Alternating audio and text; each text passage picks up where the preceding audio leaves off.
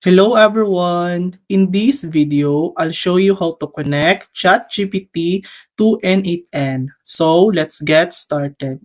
First, in N8N, click Add First Step.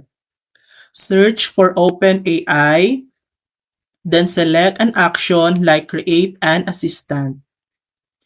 Click Create New Credential, then go to openai.com. Log in, hover over your profile, and click API Platform, then API Reference. Under Authentication, go to Organization Settings, then click Create New Secret Key. Name it, choose Project and Permissions, then copy the key. Paste it back into N8N, click Save, and you're done. You've now connected ChatGPT to N8N. And that's it. That's how to connect ChatGPT to N8N. Thanks for watching. If this video helped you, please like and subscribe for more helpful tutorials.